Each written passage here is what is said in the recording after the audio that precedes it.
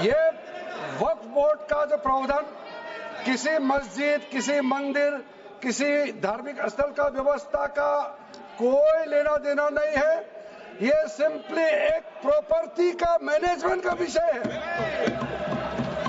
ये कोई मुसलमान अपना ज़कात देता है, फितरा देता है, उसको हम पूछने वाला कौन होते हैं? ये आपका धार्मिक भावना से जुड़े हुए चीज है, उसमें सरकार का कोई लेना देना नहीं है। लेकिन ये वक्फ प्रॉपर्टी का मामला है, लेकिन वक्फ प्रॉपर्टी का मैनेजमेंट करता है, मुतवालिज करता है। ये आपको इतना बेसिक ये फर्क जो है अगर समझ में नहीं आते या जानबूझ करके आप नहीं समझना चाहते हैं तो मेरा पास इसका कोई इलाज नहीं है।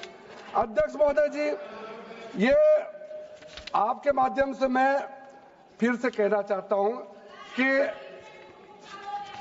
ये सर क्या ये ऐसा बहस नहीं होता है जी।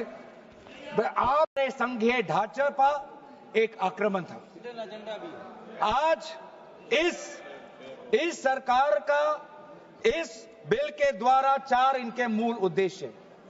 पहला मूल उद्देश्य है कि संविधान को कमजोर करना, टू डाइल्यूट द कॉन्स्टिट्यूशन। इनका दूसरा उद्देश्य है भ्रम फैलाना, to defame the minority communities of India. इनका तीसरा उद्देश्य है to divide the Indian society. हमेशा हमारे बीच में एक लिटिगेशन चलता रहे, मसला और बढ़ता जाए, ये उनका उद्देश्य है। और चौथा इनका उद्देश्य डाइल्यूट, डिफेम, डिवाइड, और चौथा इनका उद्देश्य है to disenfranchise the minority communities. आज माइनॉरिटी कम्युनिटीज के प्रति अपनी संवेदना जता रहे हैं। कह दिया माइनॉरिटीज कानून को स्वीकार नहीं करेगी। क्या धमकाना चाहते हो भाई? संसद का कानून है, सबको स्वीकार करना पड़ेगा। स्वीकार नहीं करेंगे मतलब क्या है? कैसे बोल सकते हैं कोई हम कानून को स्वीकार नहीं करेंगे?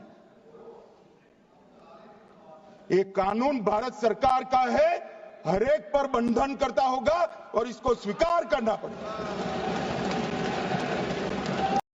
न्याय के लिए तो अदालतें बनी हैं। और मान्यवर, यहां एक सदस्य ने कह दिया माइनॉरिटीज कानून को स्वीकार नहीं करेगी। क्या धमकाना चाहते हो भाई? संसद का कानून है, सबको स्वीकार करना पड़ेगा। स्वीकार नहीं करेंगे मतलब क्या है? कैसे बोल सकते हैं कोई हम कानून को स्वीकार नहीं करेंगे? एक कानून भारत सरकार का है, हर एक पर बंधन करता होगा और इसको स्वीकार करना पड़ेगा। मैं सभापति जी आपको ये बताना चाहती हूँ कि ईद के मौके पर एक विधवा महिला अपनी लड़की के साथ मेरे पास आई और उसने बताया कि वह एक वक्फ की प्रॉपर्टी में रहती है। वही उसके सर पर छत का काम भी करती है और उसकी रोजी रोटी भी वहीं से आती है। वो इस बिल को लेकर इतनी फिक्रमंद थी कि कहीं उससे उसकी संपत्ति ना छीन ली जाए। वो अकेली एक ऐसी महिला नहीं है, ऐसे लाखों लोग हैं जो वक्फ की गरीब महिलाएं जो वक्फ की संपत्ति से अपना रोजगार चला रहे हैं। और ये जो वक्फ बाय यूजर क्लॉज के हटाने से लाखों वक्फ की जायदाद अपना स्टेटस खो देंगी और लाखों लोग, इसी तरीके के लोग सड़कों पर आ जाएंगे। वक्फ क्या है? वक्फ बाय यूजर क्या है? इसका ये मतलब है कि कोई जायदाद अगर सालों से दीन और भलाई के कामों के लिए इस्तेमाल हो रही हो तो वो खुद ब खुद वक्फ मानी जाएगी। हिंदुस्तान की अदालतों ने भी इस बात को तस्लीम किया है। वक्फ बाय यूजर मुस्लिम जमात इस देश के लोग हैं, जितना हिंदुओं का उतना आपका है, कोई शक नहीं है। लेकिन मुस्लिम जमात के आदर्श कौन होंगे?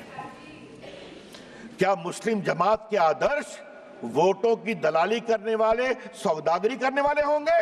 अगर ये है तो ये देश को स्वीकार नहीं होगा।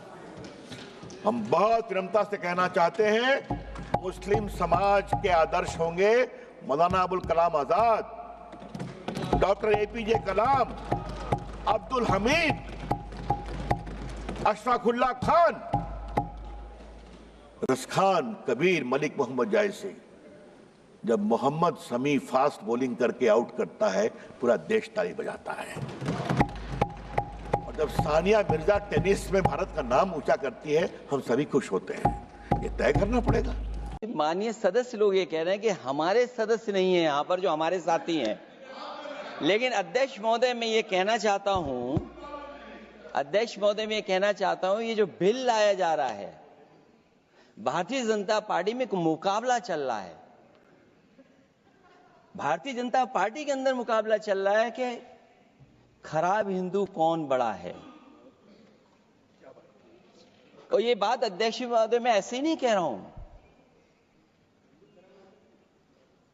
जो पार्टी ये कहती हो कि दुनिया की सबसे बड़ी पार्टी है, अध्यक्ष महोदय वो अपना राष्ट्रीय अध्यक्ष नहीं चुन पाए अभी तक।